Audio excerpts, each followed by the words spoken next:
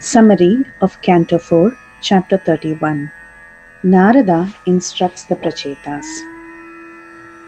The Lord told the Prachetas earlier that they would become disgusted with their kingdom and attain Him.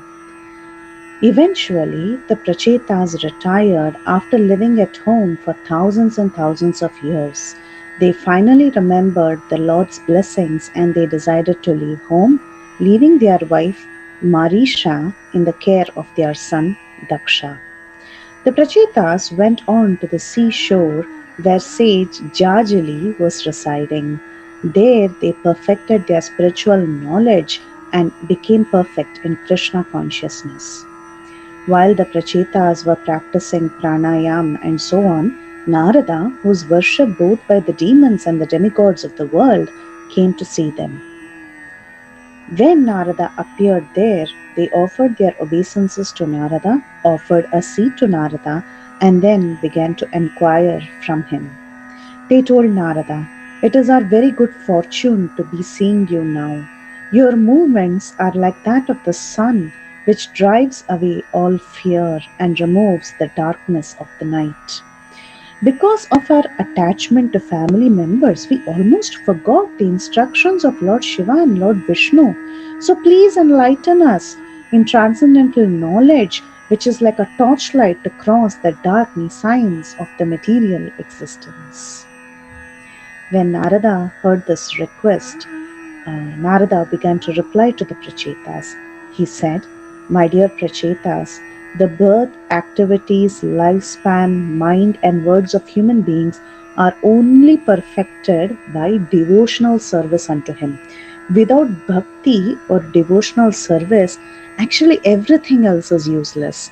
The three kinds of births that one takes, either by semen or by sacred thread initiation or initiation into performance of Vedic sacrifices, and the different activities instructed in the Vedas, the long life of human beings, Vedic education, austerity, power of speech, mental speculation, elevated intelligence and expertise, bodily strength and sensual power, all this is useless without devotional service.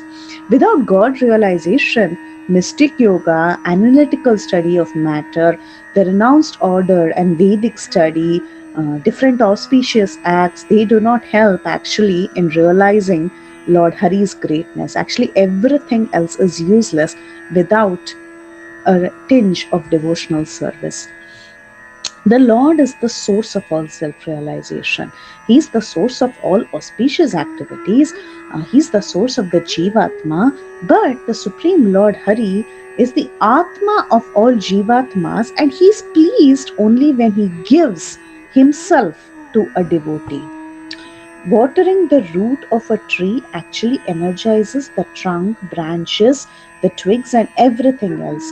Just like how supplying food to the stomach enlivens the senses and limbs, and similarly, worshipping the Lord by devotional service truly satisfies all the demigods. The Supreme Lord is the only person who is worthy of all worship. Everything is actually generated from the Supreme Lord and it returns into the Supreme Lord.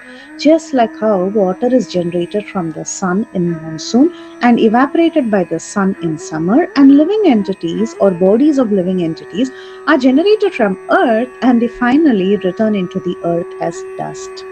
The universe is simultaneously one with and non-different from the Lord. Just like the sunshine emanates from the sun and it is non-different from the sun, similarly the universe emanates from the Lord and it is non-different from Him. Therefore, the Lord is all-pervading in the universe just like the sun. Just like how the senses appear to be manifest as a part of the body in the waking state and unmanifest during the sleep, but it's actually always there. Similarly, the universe sometimes appears to be manifest and sometimes unmanifest, but the Lord's energy always exists. Clouds, darkness, and light appear and disappear in the sky in succession. Similarly, the energies of Rajas, Tamas, and Sattva appear and disappear in the Lord. Actually, though the sun is beyond the clouds, it is their material cause. and remains unchanged. Similarly, the Lord, although actually He is beyond the gunas of sattva, rajas, and tamas, He is the cause of the universe and He is unchanging. The Lord is one. He is the super soul of all living entities. He is the remote and immediate cause. He is the supreme person. But he is always aloof from material interactions. Therefore, my dear Prachetas, always engage in his devotional service and think yourself to be qualitatively one with him. By showing mercy to all living beings, being satisfied, by controlling your senses from sense enjoyment, you can surely satisfy the Lord and attain him. The Lord is actually very intimate with his devotees. When a devotee associates with the Lord on devotional service, he is cleansed of all material desires and he is freed from mental contamination. And by the process of constantly addressing the Lord with an intense feeling, he becomes purified. Similarly, the Supreme Lord is also controlled by his devotees and he never wants to leave his devotees. The Lord's reciprocation with his devotees is such that he relishes every activity of the devotee. And he's very happy to see the devotee possessing bhakti. And actually, the Lord doesn't accept worship from non-devotees who are puffed up with material education, wealth, fruitive activity, and so on. Because these non-devotees, they oftentimes even deride devotees. So the Lord is not really interested in them. Just as the devotees have possessiveness to the Lord and no one else, similarly, the Lord also has intense possessiveness of his devotees. The self-sufficient Lord becomes dependent on his devotees and does not even care for the goddess of fortune, the kings, and different demigods. So therefore, which grateful person will not worship the Supreme Lord? So having said all this, he indicated that the only thing that the Prachetas should focus on is devotional service.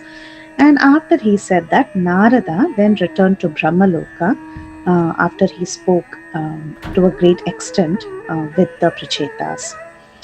Now the Prachetas, hearing from Narada about the Lord's glories that vanquish all ill fortune from the world, they also became very attached to the Lord. So meditating on the lotus feet of the Lord, they advanced to the ultimate destination.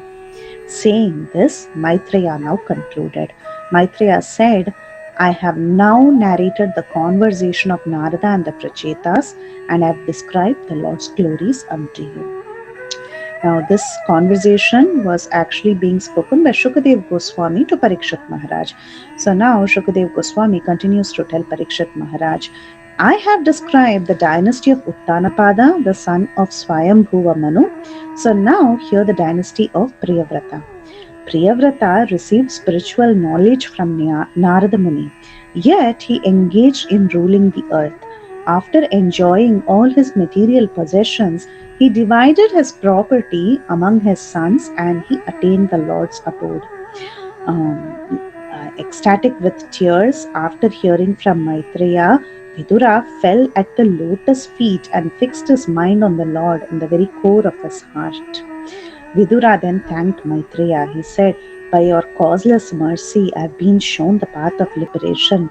Following this path, one can return back to Godhead. Taking his permission, Vidura then started for Hastinapur to see his relatives. Now, why did he go to Hastinapur? Because a saintly person simply doesn't visit family relationships out of material desires. Rather, he went specifically to the palace to deliver Dhritarashtra from the clutches of Maya. So, there is a Phalashruti for this entire section. Those who hear these topics about the surrendered kings obtain a long life, wealth, reputation, good fortune, and ultimately the opportunity to return home back to Godhead. This completes this chapter, which is Canto 4, Chapter 31. Narada instructs the Prachetas, and this also completes the 4th canto of the Srimad Bhagavatam. Hare Krishna.